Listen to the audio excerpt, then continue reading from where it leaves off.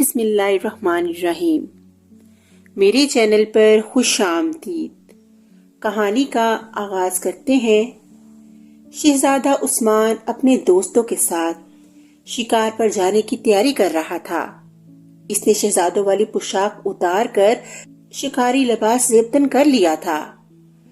چمچماتا دو دھاری خنجر، کمر میں اڑسا، پھر تیروں سے بھرے ترکش کا جائزہ لیتے ہوئے کمان اٹھائی اور کمرے سے نکلنے ہی والا تھا کہ دروازے پر پڑا پردہ ہٹا اور اس کی چھوٹی بہن شہزادی سریا کمرے میں داخل ہوئی۔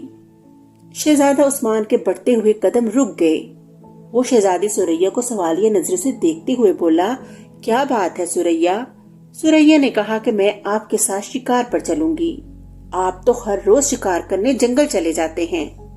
شہزادہ ہنس پڑا اور ہنستے ہوئے بولا، تم کہاں جنگلوں میں باغ دوڑ کرتی پھرو گی؟ بیکار میں ہلکان ہو جاؤ گی۔ امی حضور کے پاس جاؤ، ان کے پاس بیٹھ کر ان سے کوئی اچھی سی کہانی سن لو۔ شہزادی سریا نے مایوسی سے گردن ہلاتے ہوئے کہا، امی حضور دن میں کہانی نہیں سناتی، کہتی ہیں کہ دن میں کہانی سنانے سے ماموں جان راستہ بھول جاتے ہیں۔ میں تو آپ کے ساتھ ہی چلوں گی اور آپ کو ہرن مار کر دکھاؤں گی، جیسے میں تو تمہیں ساتھ لے ہی جاؤں گا۔ کبھی لڑکیاں بھی شکار کھیلنے کے لیے گئی ہیں جو میں تمہیں اپنے ساتھ لے جاؤں؟ اور پھر میرے ساتھ میرے دوست بھی ہوں گے، وہ دل میں کیا کہیں گے کہ شہزادہ عثمان کی چھوٹی بہن گڑیوں سے کھیلنے کے بجائے شکار کھیلتی ہے۔ شہزادہ عثمان نے قدرے جنجلا کر کہا، میں تو آپ کے ساتھ ضرور جاؤں گی۔ شہزادی سریا نے سر ہلا کر کہا۔ شہزادہ عثمان اسے گھورنے لگا۔ یکا یک شہزادی سریا کی آنکھوں میں آنسو آ گئے اور وہ پھوٹ پھوٹ کر رونے لگی۔ شہزادہ عثمان گھبرا گیا اور اسے چپ کرانا چاہتا تھا کہ بادشاہ اور ملکہ اندر آ گئے۔ شہزادی سریا کو روتا دیکھا تو ملکہ نے آگے بڑھ کر پوچھا، سریا بیٹی کیا بات ہے، تم رو کیوں رہی ہو؟ شہزادی سریا نے کوئی جواب نہ دیا۔ بادشاہ شہزادہ عثمان کو دیکھتے ہوئے بولے، اس نالائق نے کچھ کہا ہوگا ہماری بیٹی کو۔ کیوں بھائی سریا کیا بات ہے؟ بات مجھ سے سنیے۔ نالائق کا خطاب پا کر شہزادہ عثمان کو ٹھٹک گیا۔ فرماتی ہیں میں بھی شکار پر چلوں گی، بہت شوق ہے نا جنگل گھومنے کا، جیسے وہاں لڈو ملتے ہیں، اگر شیر کو دور سے ہی دیکھ لیا تو کگی بن جائے گی۔ جی ہاں، اور جیسے آپ تو شیر کو دیکھ کر مارے خوشی کے بگلے بجانے لگتے ہیں۔ بادشاہ نے اسے گھورتے ہوئے کہا، ہماری سمجھ میں نہیں آتا کہ تم سیر سپاٹے اور شکار میں اپنا وقت کیوں برباد کرتے پھرتے ہو۔ ہم بوڑھے ہونے والے ہیں، سر کے بال تیزی سے سفید ہو رہے ہیں، اوپر کا ایک اور نیچے کے دو دانت ہلنے لگے ہیں، آخر ہم کب تک اس ملک کی باغ دوڑ سنبھالیں گے؟ بادشاہ کی ڈانٹ ڈپٹ سن کر شہزادہ عثمان نے سر جھکا لیا۔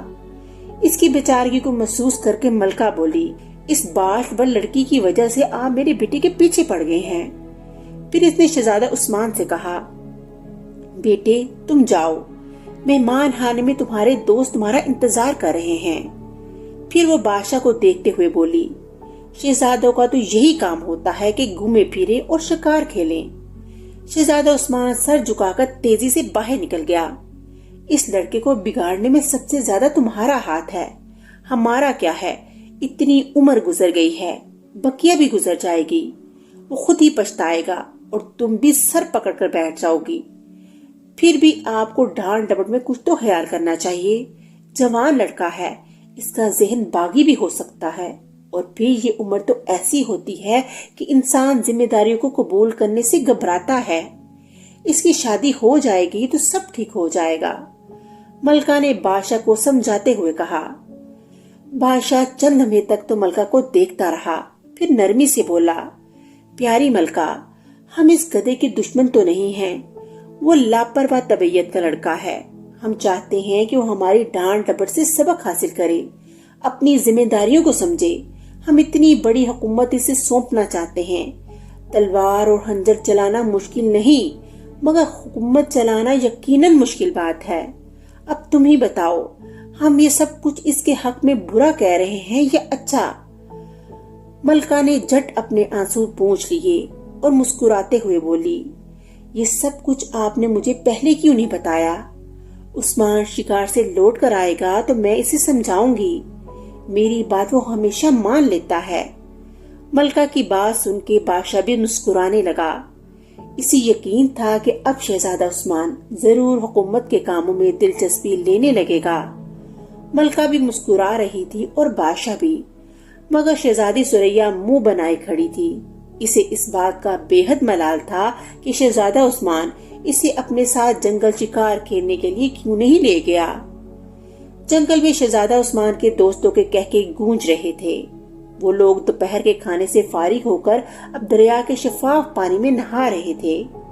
وہ ایک دوسرے پر پانی کی چھینٹیں اڑاتے اور پھر زور زور سے کہکا لگانے لگتے۔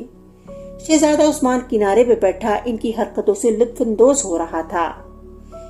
جی تو اس کا بھی چاہ رہا تھا کہ خود بھی دریا میں کود کر خوب مزے سے نہائے، مگر ملکہ نے اسے تنبیہ کر رکھی تھی کہ وہ دریا وغیرہ میں کبھی بھی نہانے کی کوشش نہ کرے، کیونکہ ایسے موقعوں پر دوستوں کی شرارتوں کے سبب جان سے ہاتھ دھونا پڑتا ہے۔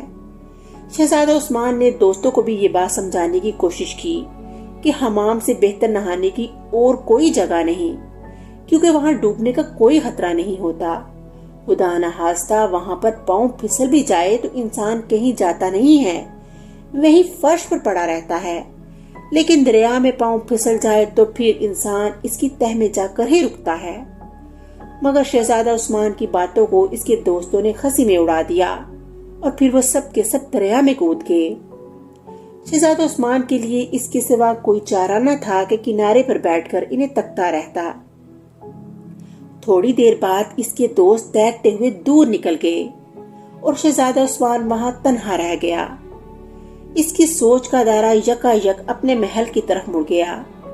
اسے اپنے باپ کی باتیں ایک ایک کر کے یاد آنے لگی۔ اس نے جب ان باتوں پر ٹھنڈے دل سے غور کیا تو اسے محسوس ہوا کہ وہ غلطی پر تھا۔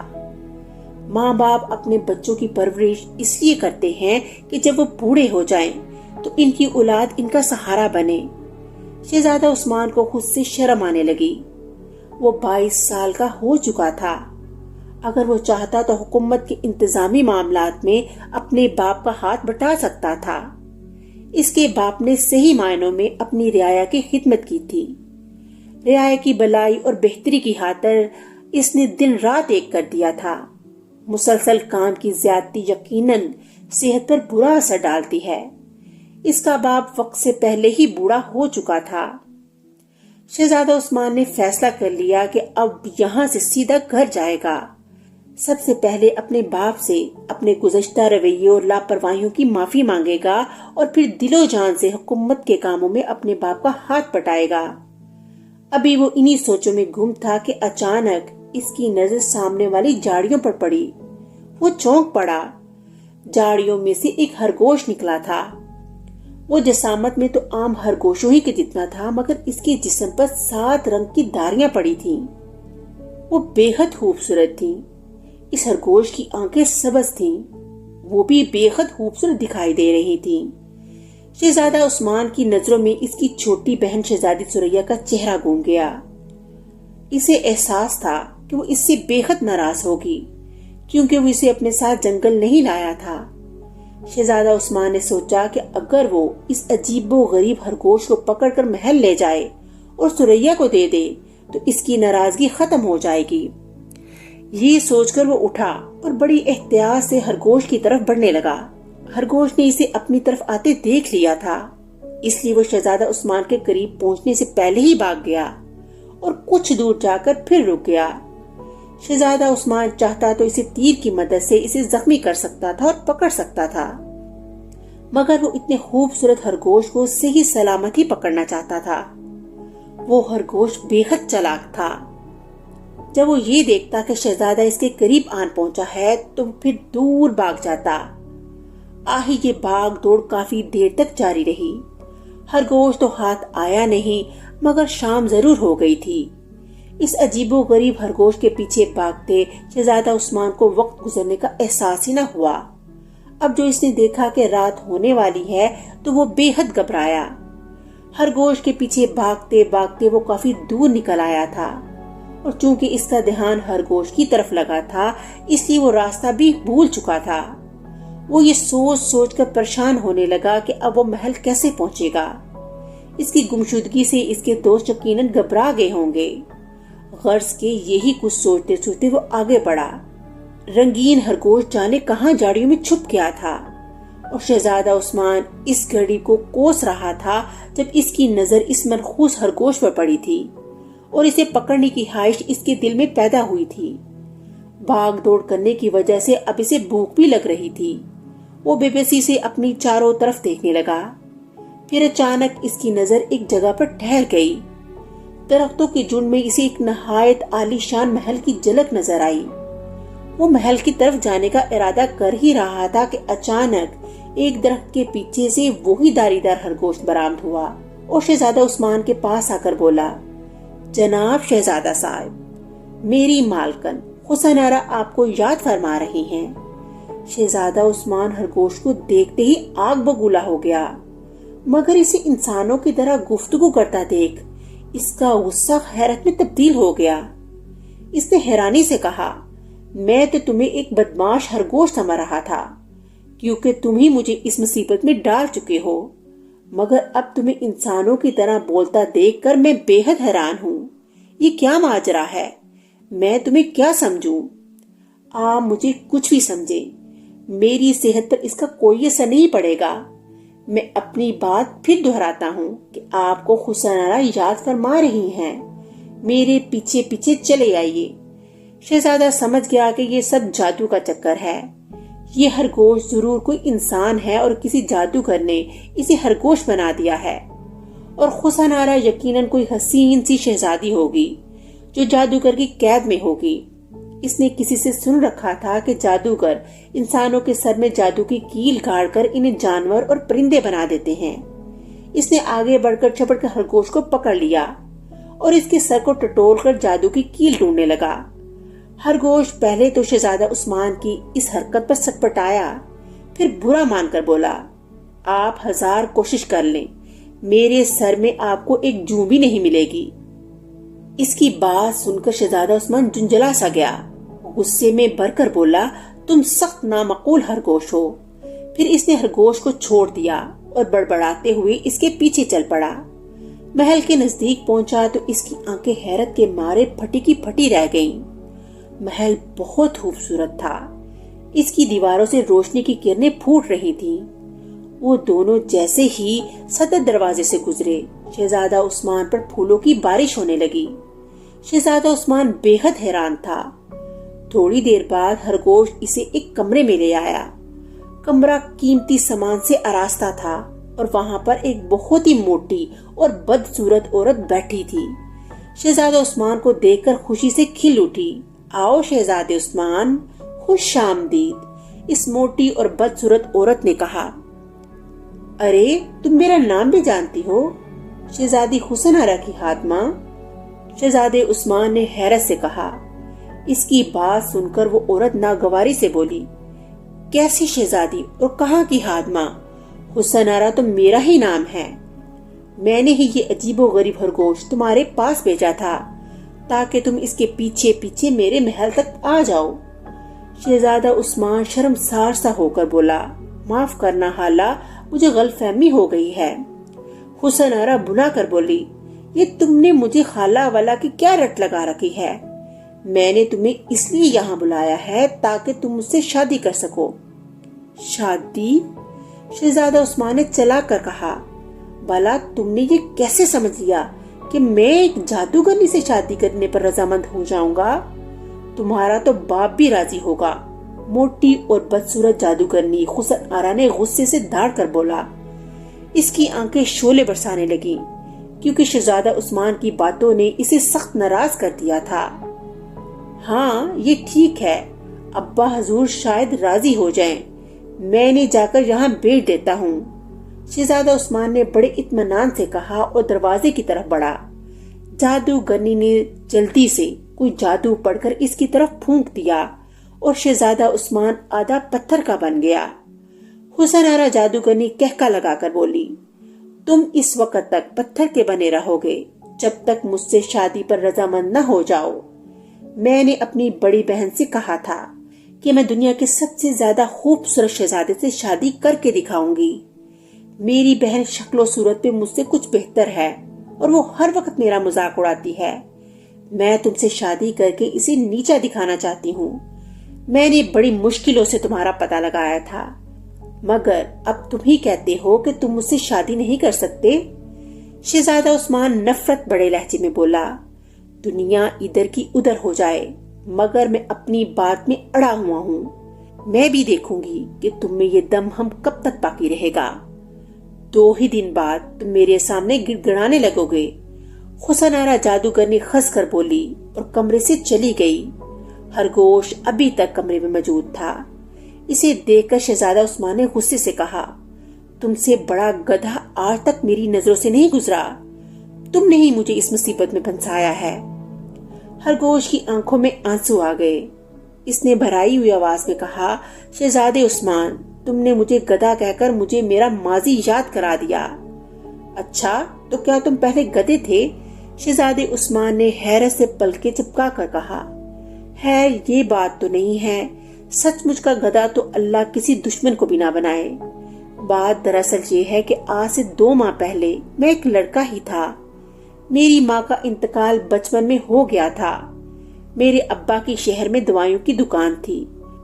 روزانہ سینکڑوں مریض ان کے پاس دوائیاں لینے کے لیے آتے تھے۔ میں اپنے ابا کا ہاتھ بٹانے کے لیے دکان پر ہی بیٹھتا تھا۔ میں نسخہ دے کر دوائیاں بنانا بھی سیکھ گیا تھا۔ ایک روز میرے ہاتھوں سے ایک شیشے کا مرتبان چھوٹ کر زمین پر گرا اور ٹوٹ گیا۔ والد صاحب قریب ہی بیٹھے تھے۔ پہلے تو انہوں نے مجھے غصے سے دیکھا اور پھر نہایت سخت لہجے میں بولے، گدھا کہیں کا۔ گدھے کے بارے میں میری رائے شروع سے ہی اچھی نہیں ہے، لہٰذا ابا جان کے منہ سے اپنے لیے گدھے کا لفظ سن کر میرا دل غم سے اور آنکھیں آنسو سے بھر گئیں۔ میں اسی وقت دکان سے اٹھا اور سسکیاں بڑھتے ہوئے ایک طرف کو چل دیا۔ چلتے چلتے اس جنگل میں پہنچ گیا۔ بھوک کے مارے میرا دم نکلا جا رہا تھا۔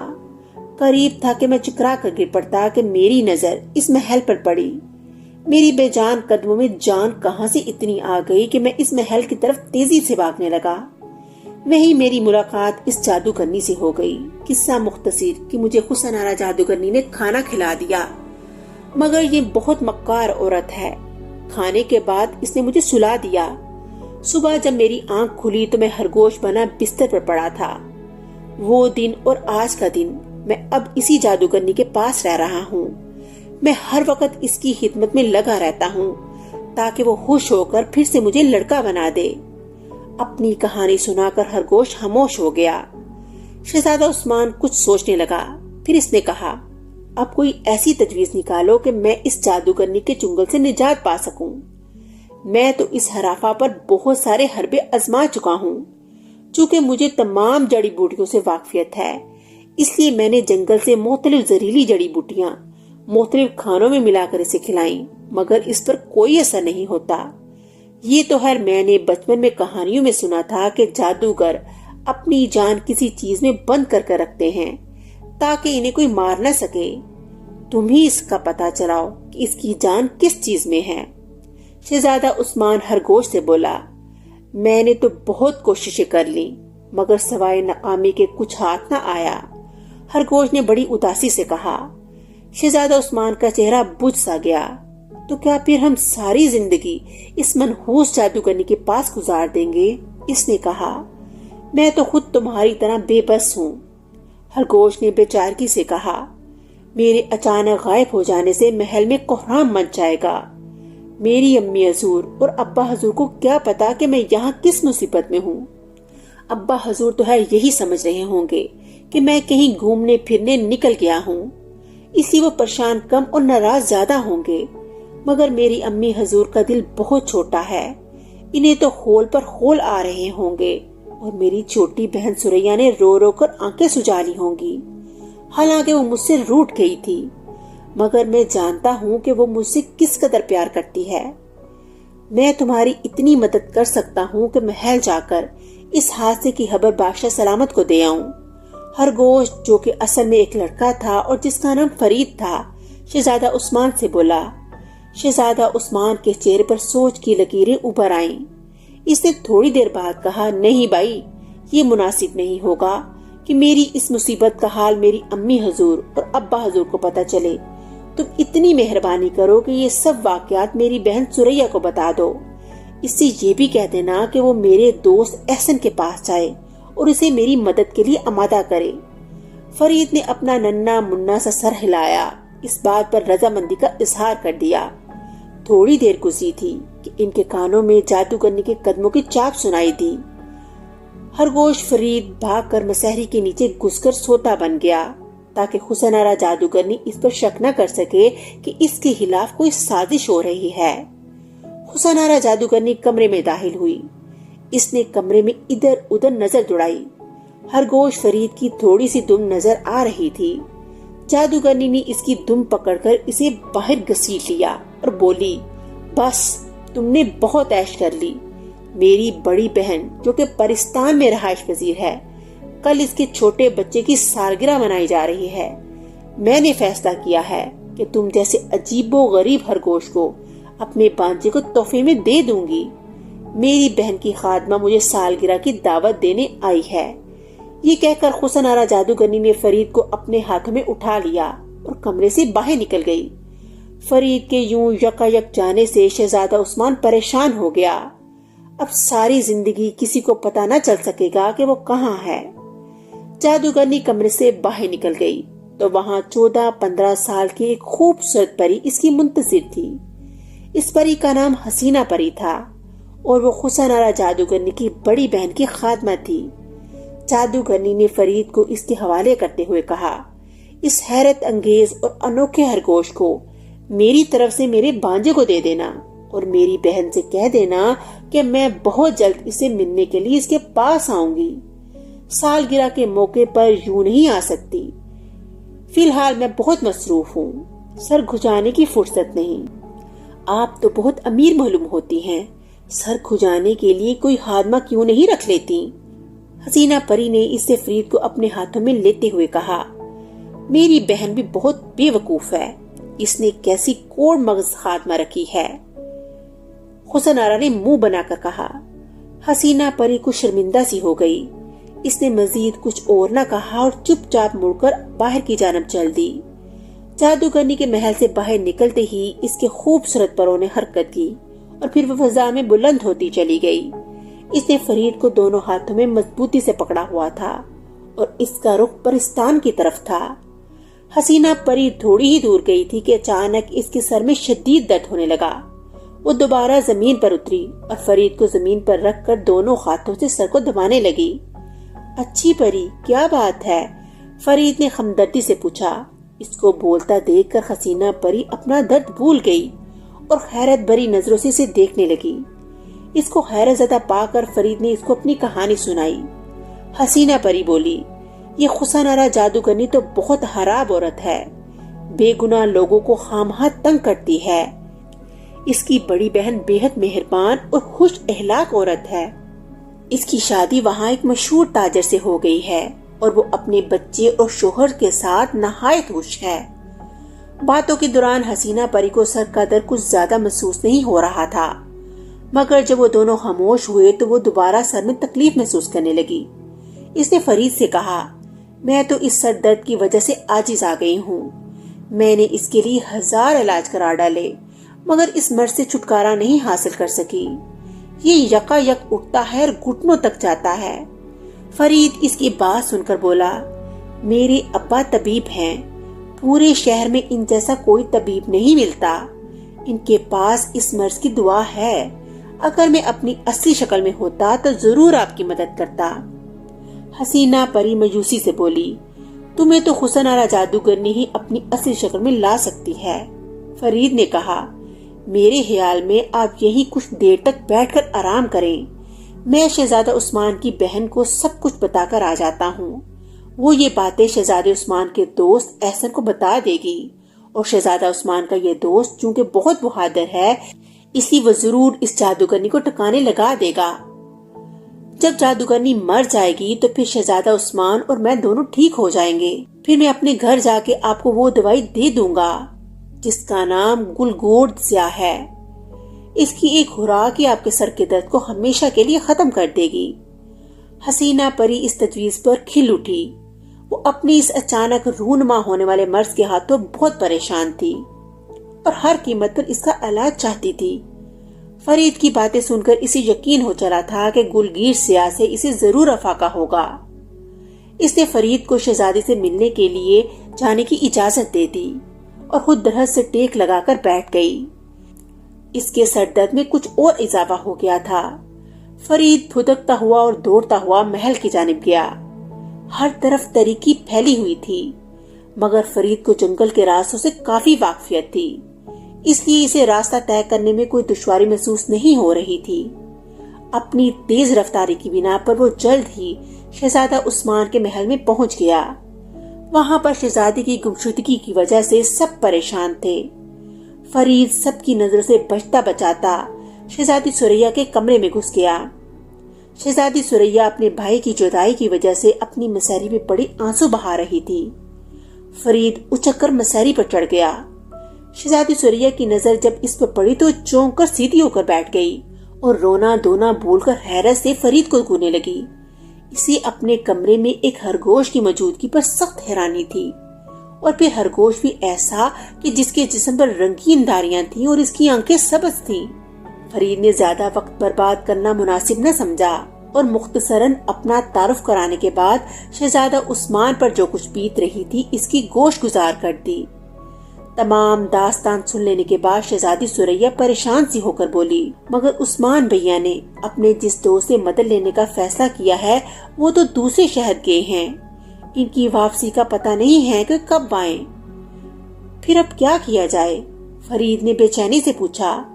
میں تمہارے ساتھ چلتی ہوں، میں ضرور اپنے بھیا کو اس جادوگرنی سے چھڑا کر لاؤں گی، شہزادی ثریا نے بڑے مضبوط لہجے میں کہا۔ فرید کو امید تو نہیں تھی کہ 10-12 سال کی یہ شہزادی حسن آرا جادوگرنی کو ٹکانے لگا سکتی ہے۔ اس نے شہزادی ثریا کو اس امر سے باز رکھنے کی بہت کوشش کی، عجیب عجیب شکلیں بنا کر شہزادی ثریا کو بتانے کی کوشش بھی کی کہ حسن آرا کتنی خوفناک ہے، مگر شہزادی اپنی ضد پر اڑی تھی، لہذا مجبور ہو کر فرید بھی چپ ہو گیا۔ وہ دونوں چھپ کر محل سے نکلے۔ شہزادی ثریا نے استبل سے ایک گھوڑا بھی کھول لیا تھا۔ چونکہ تمام غلام اور دوسرے لوگ شہزادہ عثمان کی گمشدگی سے پریشان تھے اور ادھر ادھر پھر رہے تھے، اس لیے ان میں سے کسی نے بھی شہزادی کو نہ دیکھا۔ فرید کو پری کا سر درد یاد آ گیا۔ اس نے سوچا بہتر تو یہ ہوگا کہ شہزادی کو اپنے باپ کے پاس بھیج کر یہ دوائی منگوا لے۔ یہ بات اس نے شہزادی ثریا کو بتائی تو وہ فوراً راضی ہو گئی۔ دونوں گھوڑے پر سوار ہو کر فرید کے گھر پہنچے۔ اپنے گھر کو دیکھ کر فرید کا دل بھر آیا۔ شہزادی گھوڑے کی راس اسے تھما کر اس کے گھر گئی۔ اس کی جیب میں چند چاندی کے سکے پڑے تھے۔ انہیں دیکھ کر اس نے فرید کے باپ سے گلگور سیاہ چند خوراکیں لے لی۔ اس کے بعد دونوں گھوڑوں پر سوار ہو کر جنگل کی جانب روانہ ہو گئے۔ تھوڑی دیر بعد وہ لوگ جنگل میں پہنچ گئے۔ فرید اسے اپنے ساتھ لے کر حسینہ پری کے پاس آیا۔ اس کے سر کے درد نے شدت اختیار کر لی تھی اور اس کی آنکھوں سے آنسو نکل رہے تھے۔ شہزادی ثریا نے اسے جلدی سے گلگور سیاہ کی ایک خوراک دی، جس کو کھاتے ہی حسینہ پری کا سر درد کافور ہو گیا اور وہ مسکرانے لگی۔ پھر اس نے فرید اور شہزادی ثریا کا باری باری شکریہ ادا کیا اور بولی، فرید تم نے مجھ پر بہت بڑا احسان کیا ہے، لہٰذا اب میرا بھی فرض ہے کہ میں تمہاری مدد کروں۔ میں ایک ایسی بات جانتی ہوں جس سے تمہاری اور شہزادہ عثمان کی مشکل حل ہو سکتی ہے، جلدی سے بتائیے وہ کیا بات ہے؟ فرید نے بے تابی سے کہا۔ میں عرصے سے حسن آرا کی بہن کی گھر کی ملازمہ ہوں۔ ایک روز میں دسترخوان چن رہی تھی، حسن آرا اور اس کی بڑی بہن یعنی میری مالکن بھی وہی موجود تھی۔ حسن آرا جادوگرنی کو اپنی بڑائی جتانے کا بہت شوق ہے۔ وہ اپنی بہن سے کہنے لگی کہ میں ہمیشہ زندہ رہوں گی کیونکہ میں نے اپنی جان اپنے گلے کے ہار میں پروئے ہوئے ایک موتی میں بند کر دی ہے۔ اس نے یہ بات بہت آہستگی سے کہی تھی، مگر میں نے یہ سن لیا تھا۔ اب تم کسی طرح اس ہار کو حاصل کرنے کی کوشش کرو۔ وہ ہار اگر تمہارے ہاتھ لگ گیا تو تمام پریشانیاں ختم ہو جائیں گی۔ حسینہ پری نے کہا۔ پھر اس نے شہزادی ثریا کو ایک آئینہ دیا اور بولی، شہزادی یہ جادو کا آئینہ ہے، اس کی یہ خاصیت ہے کہ اس میں بدصورت سے بدصورت شکل بھی بے حد حسین اور خوبصورت نظر آتی ہے، اس کو اپنے پاس رکھ لو، شاید تمہارے کسی کام آ جائے۔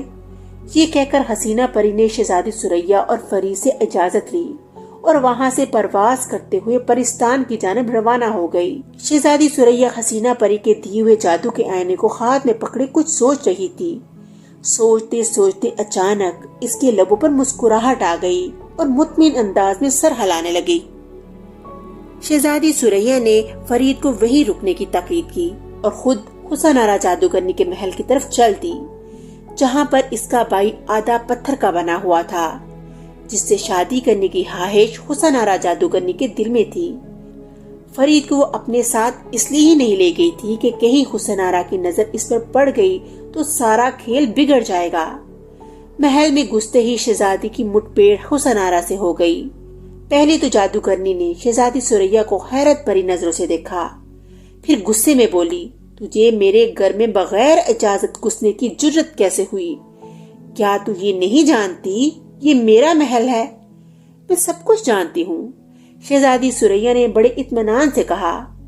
تم نے ایک شہزادے کو پکڑ کر اسے آدھا پتھر کا بنا دیا ہے، تم اسے شادی کرنا چاہتی ہو، مگر اس نے تمہیں بطخ جیسی شکل دے کر صاف انکار کر دیا۔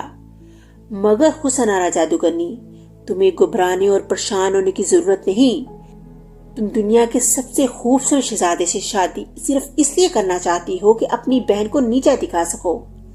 میں اس کام میں تمہاری مدد کر سکتی ہوں اور مجھے جادوگروں کے سردار سامری جادوگر نے بھیجا ہے۔ حسن آرا جادوگرنی جو شہزادی ثریا کی باتیں بڑی حیرت سے سن رہی تھی، سامری جادوگر کے نام پر اچھل پڑی۔ اگر سامری جادوگر میری مدد پر آمادہ ہو گیا ہے تو میں ضرور اپنے مقصد میں کامیاب ہو جاؤں گی، اس نے خوشی سے کہا۔ سامری جادوگر نے میرے لیے کیا پیغام بھیجا ہے؟ بات دراصل یہ ہے کہ سامری جادوگر بلا ضرورت کسی کی مدد نہیں کرتا، اس کے پاس ایک بہت ہی خوبصورت لوٹن کبوتر ہے، اس نے چند دنوں سے دانا کھانا بند کر دیا ہے، بس ہر وقت کسی سوچ میں گم رہتا ہے۔ سامری جادوگر کو اپنے اس کبوتر سے بہت پیار ہے، اس نے اپنے جادو سے پتہ لگایا ہے کہ اگر کبوتر کی چونچ کو تمہارے گلے میں پڑے ہوئے ہار سے لگا دیا جائے تو کبوتر کی تمام اداسی ختم ہو جائے گی اور وہ بالکل ٹھیک ہو جائے گا۔ سامری جادوگر کو یہ بھی معلوم ہے کہ تم شہزادہ عثمان سے شادی کرنے کی خواہش مند ہو، لہٰذا اگر تم سامری جادوگر کی مدد پر آمادہ ہو جاؤ تو وہ بھی تمہاری مدد کر سکتا ہے۔ نہیں بھائی، میں اس سودے پر تیار نہیں، حسن آرا جادوگرنی بولی، اس ہار کو تو میں اپنی جان سے زیادہ عزیز رکھتی ہوں۔ تم شاید اس بات سے خوف زدہ ہو کہ سامری جادوگر کہیں اس ہار کو تباہ کر کے تمہیں موت کے گھاٹ نہ اتار دے، کیونکہ اس ہار کے ایک موتی میں تمہاری جان بھی بند ہے۔ ارے تم سب کچھ جانتی ہو، حسن آرا جادوگرنی تعجب سے بولی، اس بات کو تو میں نے راز میں رکھا تھا اور سوائے میری بہن کے کوئی نہیں جانتا تھا۔ سامری جادوگر اپنے جادو سے تمام باتیں معلوم کر لیتا ہے، پھر تمہیں مار کر اسے دینے بھر کا فائدہ نہیں ہوگا، اور تم یہ بھی جانتی ہو کہ بغیر فائدے کے وہ کام نہیں کرتا، تمہیں مار کر بھلا اسے کیا ملے گا؟ یہ بات جادوگرنی کی سمجھ میں آ گئی، وہ بولی، ٹھیک ہے، میں تمہیں اپنا یہ ہار دینے کو تیار ہوں، مگر سامری جادوگر سے کہنا کہ وہ اسے جلدی واپس کر دے۔ لیکن سامری جادوگر میری شادی شہزادہ عثمان سے کس طرح کروائے گا؟ اس نے مجھے ایک جادو بتایا ہے جس سے تمہاری شکل و صورت انتہائی حسین و جمیل ہو جائے گی۔ تم مجھے ہار دو، میں تمہاری شکل تبدیل کر دوں گی، تمہارے خوبصورت چہرے کو دیکھ کر شہزادہ عثمان تم سے فوراً شادی کر لے گا۔ حسن آرا جادوگرنی نے جٹ اپنے گلے سے وہ ہار اتارا اور شہزادی ثریا کے حوالے کر دیا، جس کے ایک موتی میں اس نے اپنی جان بند کر رکھی تھی۔ شہزادی ثریا نے حسینہ پری کا دیا ہوا جادو کا آئینہ نکالا، جس میں بدصورت سے بدصورت شکلیں انتہائی حسین نظر آتی ہیں۔ پھر اس نے یوں ہی منہ میں کچھ بڑبڑا کر حسن آرا جادوگرنی کے چہرے پر 2-4 پھونکے ماری اور آئینہ اس کے چہرے کے آگے کر کے بولی، لو خود ہی دیکھ لو، تمہاری شکل بالکل شہزادیوں کی طرح لگ رہی ہے۔ جادوگرنی نے آئینے میں دیکھا تو پھر خوشی اور مسرت سے اس کے منہ سے ایک ہلکی سی چیخ نکل گئی۔ آئینے میں ایک بدصورت جادوگرنی کی بجائے ایک نہایت حسین و جمیل لڑکی نظر آ رہی تھی۔ جادوگرنی بے حد خوش تھی۔ اس نے جلدی سے سریا کو رخصت کر دیا اور شہزادہ عثمان کے کمرے کی طرف دوڑی۔ وہ اسے بتانا چاہتی تھی وہ کس قدر حسین ہے۔ اسے کیا پتا تھا کہ وہ پہلے ہی جیسی ہے۔ جب وہ شہزادہ عثمان کے پاس پہنچی تو وہ سو رہا تھا۔ جب وہ جادوگرنی کی کئی آوازوں پر بھی نہ اٹھا تو وہاں سے چلی آئی۔ رات زیادہ ہو گئی تھی۔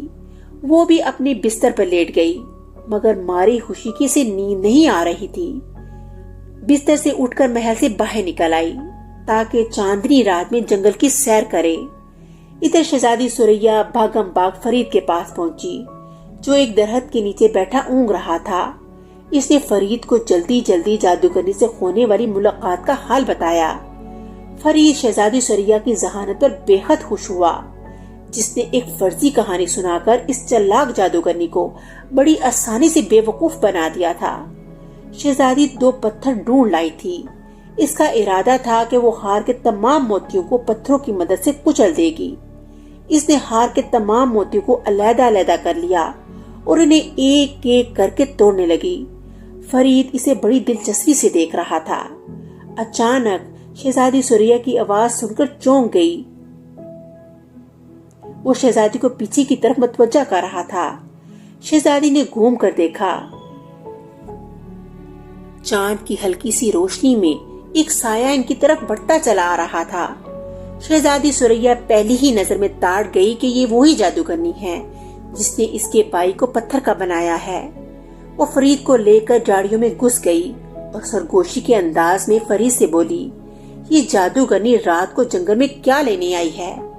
شاید اسے خوشی کے مارے نیند نہیں آ رہی۔ فرید نے ہلکے سے جواب دیا۔ شہزادی کچھ نہ بولی۔ تھوڑی دیر بعد جادوگرنی ان کے سامنے سے گزری۔ دونوں نے اپنے سانس روک لیے تھے تاکہ جادوگرنی ان کی موجودگی سے باخبر نہ ہو جائے۔ جب جادوگرنی ان سے کچھ دور چلی گئی تو شہزادی سریا نے کہا، یہ جانے کب تک جنگل میں چکر لگاتی پھرے گی، ہم اس کے محل میں ہی چلتے ہیں، وہاں پر اطمینان سے تمام موتیوں کو توڑ دیں گے، کیونکہ ہمیں تو یہ پتہ ہی نہیں کہ اس کی جان کون سے موتی میں ہے۔ پھر وہ اور فرید تیزی سے جادوگرنی کے محل کی طرف چل دیے۔ فرید شہزادی کو اس کمرے میں لایا جہاں پر شہزادہ موجود تھا۔ اپنے بھائی کو آدھا پتھر کا بنا دیکھ کر شہزادی سریا کی آنکھوں میں آنسو آ گئے۔ وہ اس سے لپٹ کر زارو قطار رونے لگی۔ شہزادہ عثمان کی آنکھیں کھل گئیں۔ اس نے جو اپنی بہن کو وہاں دیکھا تو بے حد حیرت ہوئی۔ شہزادی نے مختصراً اسے تمام باتیں بتا دیں۔ اس عرصے میں فرید دروازے میں کھڑا ہو گیا تھا کہ اگر خوشنارا جادوگرنی وہاں بھی آ جائے تو وہ جلدی سے اس کو اطلاع دے دے۔ شہزادی سریا کی بات ختم ہوئی تو اچانک فرید جلدی سے اس کے پاس آیا اور بولا، شہزادی آپ نے باتوں میں بہت سا وقت ضائع کر دیا۔ وہ جادوگرنی محل میں داخل ہو چکی ہے اور میرا خیال ہے وہ اب یہاں ہی آئے گی۔ یہ سن کر شہزادی کچھ پریشان سی ہو گئی۔ اس نے جلدی جلدی موتیوں کو دیوار پر مارنا شروع کر دیا۔ موتی دیوار سے ٹکراتے ہی ننھی منی کرچیوں میں تبدیل ہو جاتے۔ پھر شہزادی کے ہاتھ میں صرف ایک ہی موتی رہ گیا، جو یقیناً وہی موتی تھا جس میں خوشنارا جادوگرنی کی جان تھی۔ ابھی شہزادی سریا نے اسے پھینکنے کے لیے اپنا ہاتھ بلند ہی کیا تھا کہ جادوگرنی کمرے کے دروازے پر آن پہنچی۔ وہ شہزادی سریا کو وہاں دیکھ کر بہت حیران ہوئی۔ اس نے کچھ کہنے کے لیے منہ ہی کھولا تھا کہ شہزادی سریا نے اس آخری موتی کو بھی دیوار پر دے مارا۔ دیوار سے ٹکراتے ہی موتی سینکڑوں ٹکڑوں میں تقسیم ہو گیا۔ اس کے ٹوٹتے ہی خوشنارا جادوگرنی کے منہ سے ایک نہایت بھیانک چیخ نکلی اور وہ زمین پر گر کر اسی وقت مر گئی۔ اس کے مرتے ہی فضا میں چیخوں اور قراہوں کی آوازیں گونجنے لگی۔ دور کہیں زور سے بادلوں کے گرجنے کی آوازیں اور پھر لمحہ بھر میں وہ محل غائب ہو گیا۔ شہزادہ عثمان اور فرید اپنی اصلی حالت میں آ چکے تھے۔ شہزادی انہیں مسکراتا ہوئے دیکھ رہی تھی۔ محل تو چونکہ غائب ہو چکا تھا، اس لیے اب وہ جنگل میں کھڑے تھے۔ ان کے قریب ہی جادوگرنی کی لاش پڑی تھی۔ شہزادہ عثمان بولا، سریا بہن، میں تو تمہیں نہایت ڈرپوک سمجھتا تھا، مگر تم تو بہت باہمت نکلی. صبح تو میں تمہیں اپنے ساتھ شکار پر نہیں لایا تھا، مگر اب تم جی بھر کے شکار کھیل سکتی ہو. اور اس بات کا خیال رکھیے گا کہ اندھیرے میں شکار صرف بلی ہی کرتی ہے. فرید ہنس کر بولا. اس کی اس بات پر شہزادہ عثمان اور شہزادی ثریا بھی ہنس پڑی. شہزادے نے درخت سے اپنا گھوڑا کھولا اور وہ تینوں محل کی طرف چل دیے. محل پہنچے تو تمام لوگ شہزادہ عثمان کو دیکھ کر خیر زدہ ہو گئے. شہزادہ عثمان نے بادشاہ اور ملکہ کو تمام کہانی سنائی. شہزادی ثریا اور فرید کو بہت شاباش ملی. بادشاہ نے فرید کو بہت سا انعام و اکرام بھی دے دیا. اس روز کے بعد شہزادہ عثمان کا دل شکار سے اچاٹ ہو گیا. وہ حکومت کے کاموں میں بادشاہ کا ہاتھ بٹانے لگا. کچھ عرصے بعد ملکہ نے ایک خوبصورت شہزادی سے شہزادہ عثمان کی شادی کر دی اور بادشاہ اسے تخت و تاج سونپ کر خود جات الہی میں مصروف ہو گیا. اس طرح کہانی کا اختتام ہو گیا. اگلی کہانی کے ساتھ پھر ملیں گے. تب تک کے لیے اللہ حافظ.